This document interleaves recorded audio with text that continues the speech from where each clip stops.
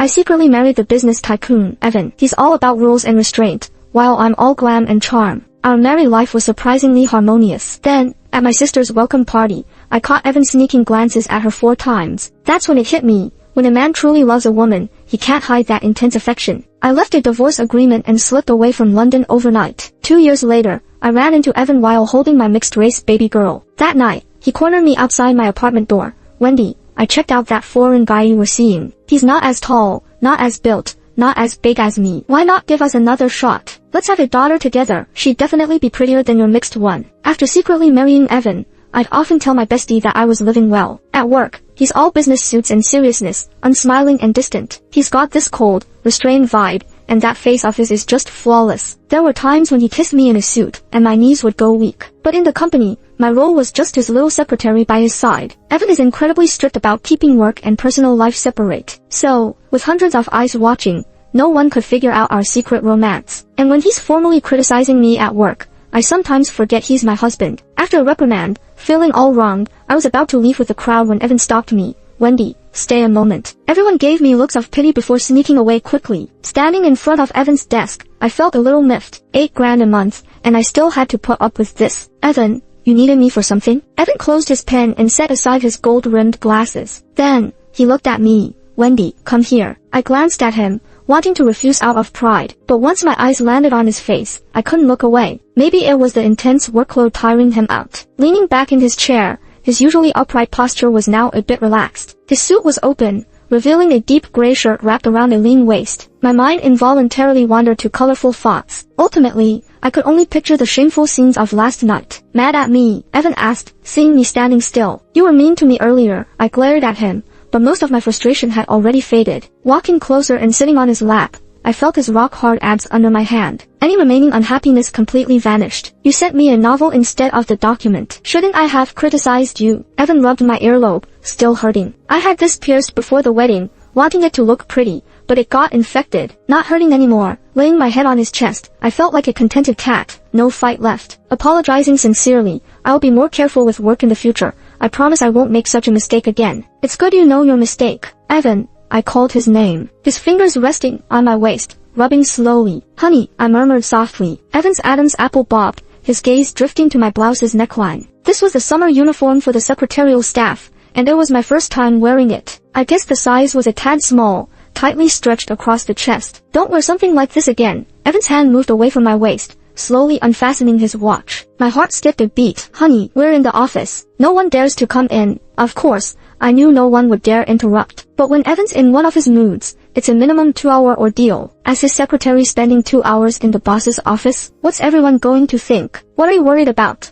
Evan set his watch aside and started unbuttoning his shirt. I couldn't help but swallow, unable to look away from his muscles. "They'll think the worst." "Like what?" Evan quickly pulled out his shirt tail, grabbing my hand to place on his belt buckle. "Wendy, help me out here." While my brain wanted to refuse, my hands expertly undid his belt. Then I eagerly reached for his hard-toned abs. "They might say I'm seducing my boss. So what if I'm having an affair with my secretary?" I couldn't help but blush, my heart racing. The novel I accidentally sent Evan was about a boss having an affair with his secretary. "Evan, how do I even leave later?" "Then don't leave." "But there are no condoms here. We could get pregnant." "Wendy, it's about time we had a kid. Do you want one?" "Yeah," he nodded, as he adjusted my position on his lap. "Wendy, look down." Obediently, I looked down, and Evan's face was perfect as he leaned back to kiss me. From this angle, he looked achingly handsome. When he kissed me, all defenses crumbled instantly. If I truly got pregnant and had a baby who looked like Evan, it'd be both beautiful and smart. He kissed me dizzy till my mind spun. Evan seemed overly energetic today. "Wendy." Midway, while kissing my collarbone, he hoarsely asked, "What's your plan for seducing me?" Wide-eyed,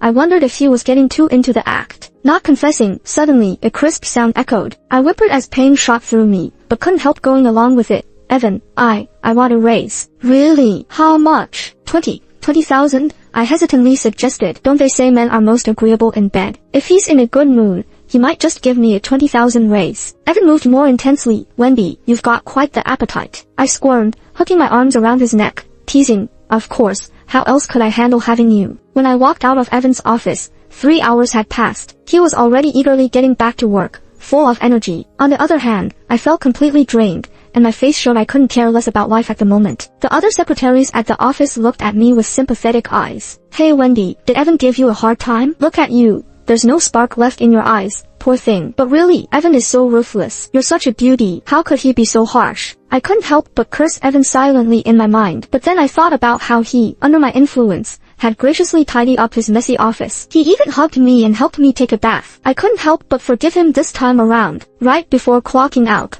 I got a call from my mom. My sister was coming back from abroad, and my parents wanted me and Evan to join them for dinner to welcome her home. After I hung up, I immediately texted Evan. To be honest, my relationship with my parents is SOSO, but my sister and I have always been close. She was recovering overseas and couldn't attend my wedding, which really upset me at the time. I even cried about it. I adore her, Evan. She's very gentle and sensitive, so please, don't give her the cold shoulder and make her sad. Evan took a moment before replying, I know. After work, I went to the parking lot as usual to wait for him. Once in the car, Evan unexpectedly said, meeting your sister for the first time, shouldn't we get her a gift? Great idea. We can stop by somewhere on the way and pick something out. Evan and I ended up choosing a stunning Australian white pearl necklace. My sister loves pearls. They look great on her fair skin and match her elegant vibe perfectly. Thrilled with our selection, I couldn't help but sigh. Unlike me, standing next to her just makes me look so tacky. Evan glanced at me with his usual calm demeanor. Everyone has their strengths. Don't underestimate yourself. Evan, I glared at him, frustrated. Other than in bed, he's terrible at flattering people. We were a bit late because of the gift shopping. By the time we arrived, everyone was already there. As soon as we pushed the door open,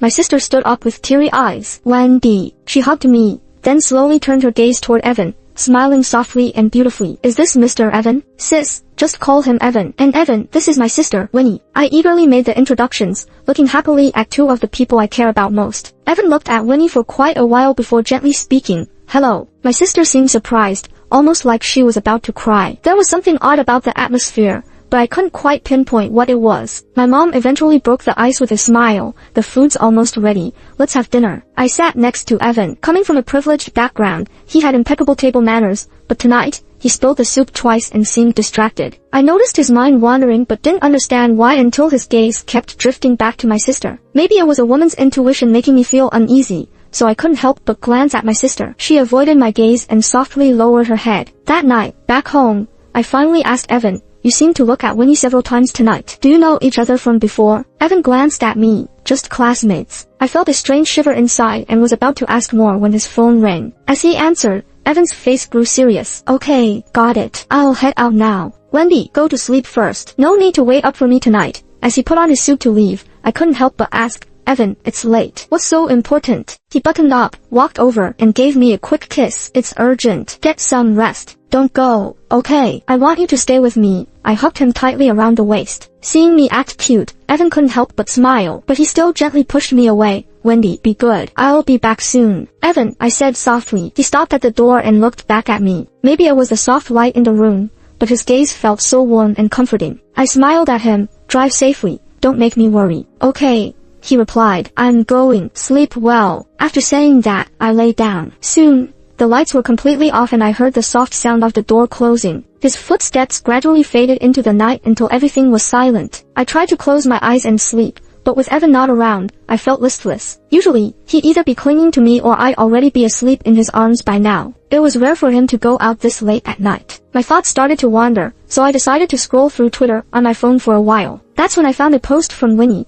made just an hour ago. It showed the necklace Evan and I picked out earlier, alongside an old school photo. The caption read, recalling past times. I clicked on the photo, immediately recognizing Evan standing in the center. They were all in college back then, in their youthful prime. Winnie, dressed in a white dress, looked so pure and innocent. Evan's smile was bright and dazzling. In the years since we got married, I had never seen him look that happy. My heart ached almost unbearably. After a while, I reluctantly logged off Instagram. Marrying Evan always felt like my lucky break. Growing up, my parents were always cold and indifferent toward me. Even so, I came out okay, went to college, found a decent job, and the guy I long admired suddenly proposed to me. Looking back now, it all felt like a dream, a bit too good to be true. Winnie once told me that she had dated someone in college, someone from a good family. But because of her medical issues, she couldn't have kids, and his family disapproved. Eventually, when Winnie went abroad, they broke up. So, was that guy Evan? The phone rang out of nowhere, cutting off my daydreaming. I quickly answered, thinking it was Evan, and I blurted out, Evan. But it was Winnie's gentle voice on the line.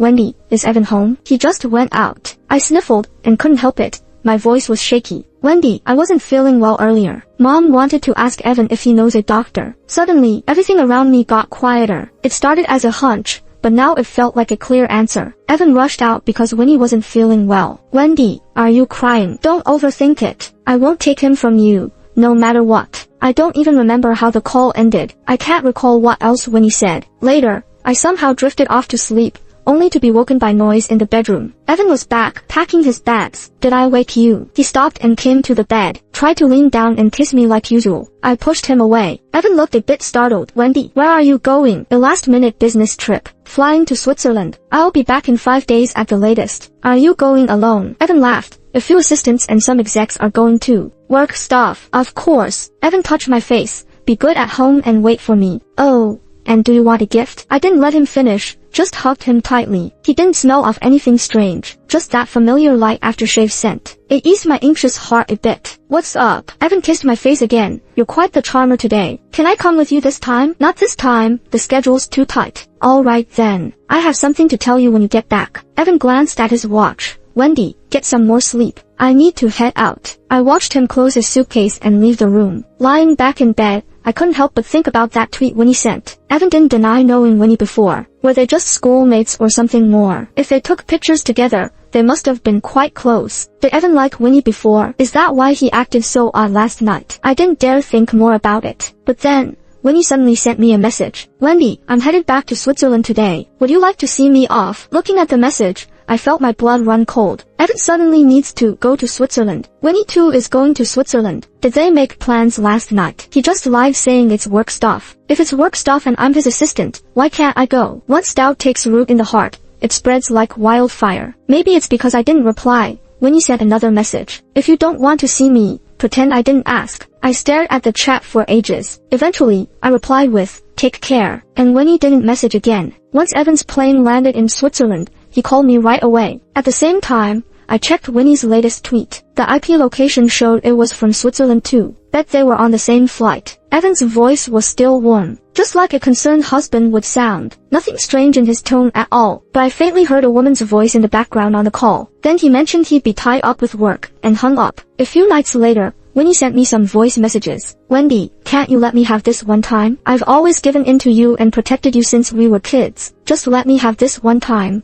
please. She sounded drunk, with tears catching in her voice. I replied, dumbfounded, let you what? Exactly. After a long wait, she sent another, Wendy, I'm sorry. Sorry for what? I didn't want to imagine what drama of lost and found love was unfolding in Switzerland, yet still tortured myself. Texting Evan on Instagram, what are you up to? Wendy, hold on for a bit, I'm busy. I didn't reply back. When I woke from a blurry sleep, Evan had called with a video. I called him back. Evan's voice sounded as calm as usual. I couldn't hold back anymore, suddenly erupting. Evan, am I some fool to you? Is lying to me this fun? I want a divorce. As soon as you get back from Switzerland, we're getting a divorce. Wendy, what's going on? Before he could finish, I hung up hard. Evan immediately called me back. I stubbornly ignored it and blocked all his contacts. That night, I sat by the bed, staring at the large wedding photo over the headboard. Sat there for ages, remembering how I used to joke with my best friend, saying if there's not enough love, then give me plenty of money. I loved Evan a lot, but if he's got someone else in his heart,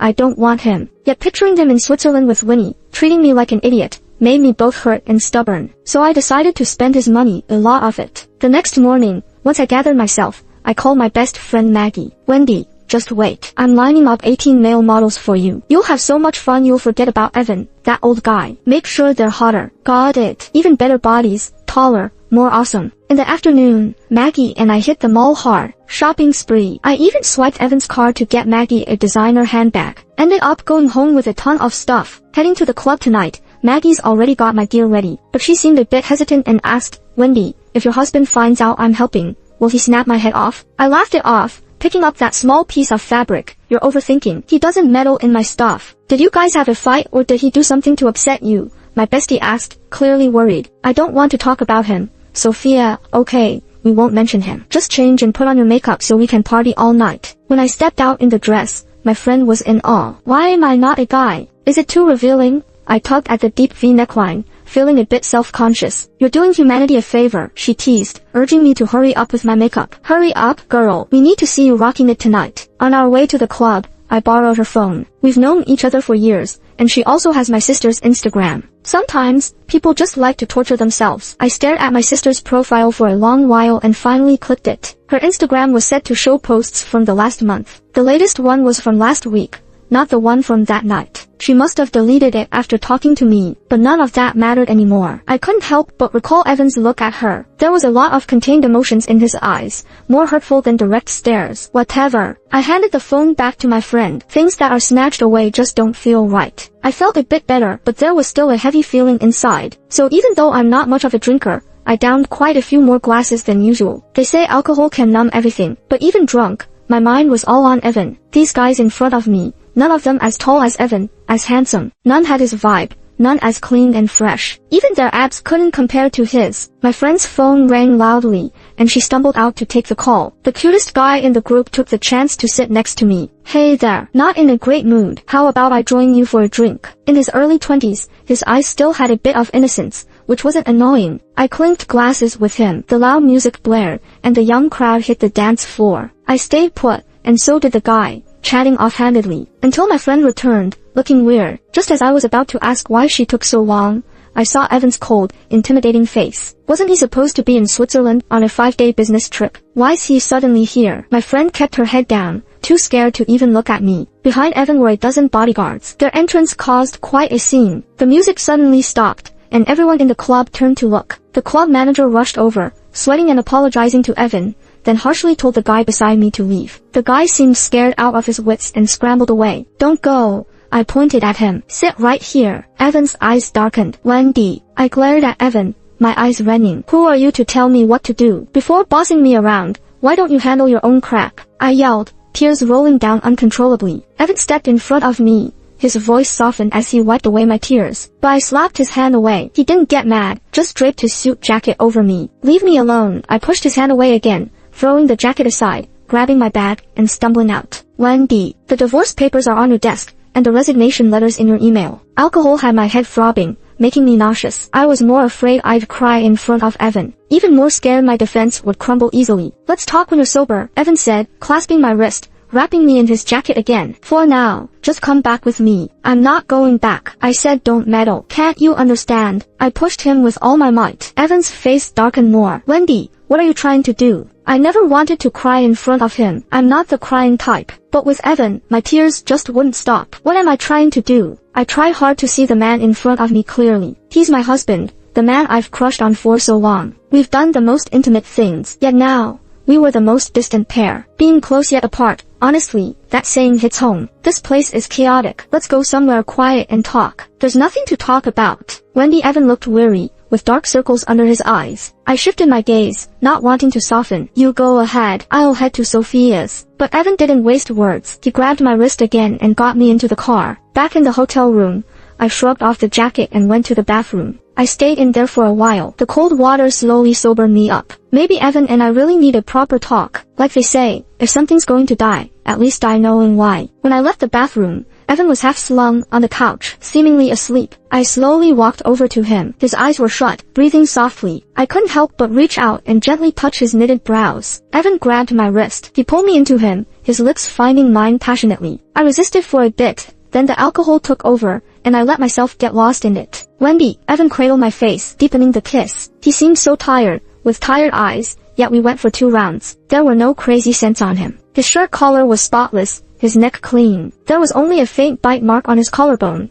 from when I bit him at the office. Tracing it with my fingers, I leaned down again and bit it hard. Evan winced but didn't push me away, just held me tighter. When it was all over, the night was deep. Neither Evan nor I was feeling sleepy at all. We just finished being intimate as a couple. It seemed like we didn't even know how to bring up arguing or settling scores. "Wendy, why do you suddenly want a divorce?" Evan looked at me with his eyes downcast. In the dim light, his gaze held a touch of inexplicable self-mockery. "Is it because of the man you had a crush on? Because he came back for you, right?" Evan only just found out that Wendy had a crush during college. That man was so amazing. She never dared to confess her feelings to him. Even in the most private of spaces, she only left vague notes. She never mentioned his name. If it weren't for reading Wendy's diary with his own eyes, he wouldn't have believed it. After all, they were really happy after getting married. But those real, aching, youthful secrets, those burning yet hidden affections that were only released through her pen, they pierced his heart. I looked at Evan. We were so close, yet so far apart, as if we could never truly touch. I thought he cared about me, didn't want a divorce. He rushed back from Switzerland, but it turns out, that wasn't the reason. Yeah, I did have a crush. I've had a crush on him for years, since my sophomore year in college. Then why did you agree to marry me? Because I thought he wouldn't like me. Because I thought we'd never be together in this lifetime. I pushed Evan away, got out of bed, and got dressed. I didn't want to stay with him for another minute. And I didn't want to see him again. Wendy, I'm sorry, I only just found out about all of this. I'll let you go, Wendy. I closed my eyes as tears streamed down my face. Once the divorce papers are signed, you can mail them to me. Okay, after the divorce, I chose to go abroad for further studies. When work brought me back to London again, a full 2 years had passed. I didn't expect to run into Evan that very day back in London. But you can't blame me. London's a big place. Who knew how many businesses Evan had? Turns out, the hotel I was staying at was one of his chain properties. At first, neither of us noticed each other. It was the person next to him who spotted me first. Then, they saw and in my arms. He must have been surprised and instinctively called out to Evan. At that moment, when Evan turned around, I felt a bit dizzy for a second, but his gaze quickly averted. His face was still handsome, but he'd become more stern and distant. When I carried him into the elevator, I vaguely heard him say, "Let's go, out of sight, out of mind." It was Evan's voice, calm and emotionless. That night, there was heavy snowfall in London and wasn't quite used to the weather. It was too cold outside and warm but dry indoors, so she ate a whole box of fruit. Around 8 or 9 p.m., she started feeling unwell. I called the front desk for a thermometer. Sure enough, she had a fever. I changed her clothes, packed up, and took her downstairs to the hospital. But just as we got out of the elevator, we ran into Evan in the lobby. He looked at me, then at Anne. "Is she not feeling well?" I nodded anxiously. "Got a fever." Evan didn't say anything, just reached out and took the limp end from my arms. "It's snowing. Hard to get a cab. I'll take you to the hospital," and whimpered and cried from discomfort, so I didn't think too much about it. I just let him carry Anne out to get the car. Once at the hospital, chaos unfolded. Anne was burning up, calling out for her mom as she held my hand tight. "Anne, sweetie, it'll be okay soon. Be good, the fever will break after the shot." I felt heartbroken, thinking about her unreliable dad, and got angry again. He was busy hanging out with his wife back home, leaving the kid to me, her godmother. If Anne wasn't so sweet and cute, I wouldn't play the fool for her dad. "Where's her dad?" "Off gallivanting." I didn't even look up. Evan frowned at me. "Wendy." I snapped back to attention, about to explain, but Anne started crying again. No choice but to keep soothing her. Evan got up and left. Actually, Anne doesn't have a real mom. Her dad used a surrogate agency abroad. Her dad likes men, specifically Asian men. So Anne's a mixed-race beauty. Black hair, blue eyes, stunningly pretty. By the time Anne's fever completely broke, it was already very late. Seeing her peacefully asleep finally put my mind at ease. But as soon as I stepped out of the room, Evan caught my wrist and pinned me to the wall. "Wendy, I checked out that foreign guy. He's pretty average. Not as tall, not as strong or manly as me. Why not give us another shot?" Evan was being somewhat tactful. Anne's dad was not just not as tall or strong. He was more like a delicate, pretty yet frail girl. If we have a daughter, she'd definitely be cuter than that mixed little girl. Evan's intense gaze was fixed on me. He was towering, more commanding than ever after these 2 years. I was a bit dazed, remembering the past. Actually, after we got married, life was quite carefree and shameless. Sometimes I could hardly believe it, that I once had such a history with the stern and serious Evan. "How do you know we have a daughter? Besides, your parents might want a son more, right? Their family does have mountains of wealth waiting to be inherited. I don't have any bias against boys or girls, just feel that if we had a daughter like you, she'd be adorable." Evan brushed aside my slightly messy curls. "Won't you consider it?" Time had been tight, and Evan only got some basic info on that guy. But he confirmed Wendy wasn't legally tied to him. She's single, and this little girl, she already passed 2 years of age. It was clear she wasn't Wendy's child. He suspected that man was not Wendy's crush. She never seemed to like that type. If she was willing with him, then why not Evan? He didn't think he came up short compared to the makeup-wearing, pink-loving guy. I couldn't help but laugh at myself and pushed him away. "Evan, am I some sort of cheap surrogate tool? My sister can't have kids, so I have to for her." "What does your sister have to do with it?" Evan looked puzzled. I couldn't help but laugh in exasperation. "Yeah, sure, it has nothing to do with my sister. You're doing this willingly." "Wendy, are you misunderstanding something here?" "What could I be misunderstanding? You have a thing for her, don't you?" "I have a thing for her." Evan looked like he just heard a joke. "Wendy didn't give you a fever or something." "I'm not sick, I'm perfectly clear-headed. Honestly, I knew this whole thing the day my sister came back 2 years ago. What exactly do you know? That you like her. That's just complete nonsense. If you don't like her, then why did you keep glancing at her? Why did you get so flustered and drop the spoon, spilling the soup? Evan just sat me down. Let me explain it all to you. No need to explain. We're already divorced. We've got nothing to do with each other now. No explanation is needed. So, the reason you divorced me was because you thought I liked your sister? I kept silent. I think I owe you an explanation. There's nothing going on between me and your sister. Really? I admit, that welcome dinner night, I did look at her more than a few times. But it was just surprise and shock. And I wanted to confirm something, that's all. What were you trying to confirm? I can't imagine how you could twist this around. I've got a buddy from way back, Raymond. A few years ago, he said he was going abroad to find his girlfriend, then he just disappeared. The girlfriend he was looking for is your sister. We all knew each other in college. My eyes widened instantly. I knew my sister had a relationship back then, but they broke up due to her health reasons. I always thought it was Evan. Then some friends abroad said that before losing contact, Raymond had a massive argument with your sister. After that, Raymond drove away from her place and the trail went cold. The cops never had any lead. Do they suspect it had something to do with my sister? Evan nodded. Some friends and I had our suspicions. Later, Raymond's family hired people to investigate. Your sister is seriously ill. She spends half the year in the hospital. It's impossible for her to do anything. I was just classmates with your sister in college.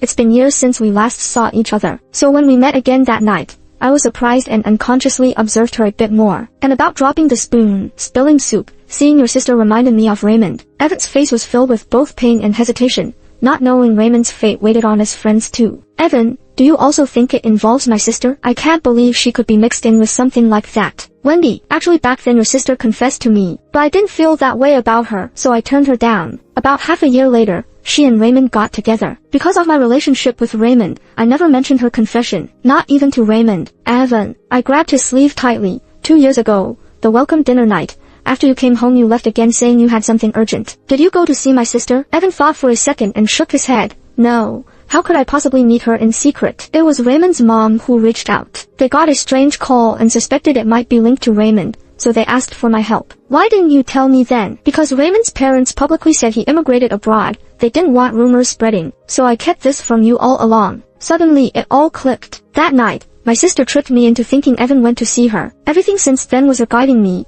consciously or unconsciously, to think that way. I always trusted her, never questioning because of my guilt and reliance on her from our youth. But why did she do this to me? Still holding on to feelings for Evan, still liking him? Then why get with Raymond? A few days later, and got discharged from the hospital. Evan was supposed to take us back to the hotel, but suddenly got a call from Raymond's mom. She was emotional, claiming Raymond called her, and she was certain it was his voice. Evan wasted no time, notified some close friends, and rushed over to their house. Just as he left, my sister called me. She just got back in the country, invited me to meet up, and had her dad with her, so I wasn't worried. After exchanging a few reminders about taking meds, I headed to see my sister. As soon as I got in the car, my sister handed me a cup of milk tea, my favorite taro and red bean. The straw was already thoughtfully placed just like old times. She always knew my preferences, filling the emotional gaps our parents left. Drink it while it's warm. The weather is cold. Warm yourself up. Her voice was as gentle as ever. Holding the milk tea,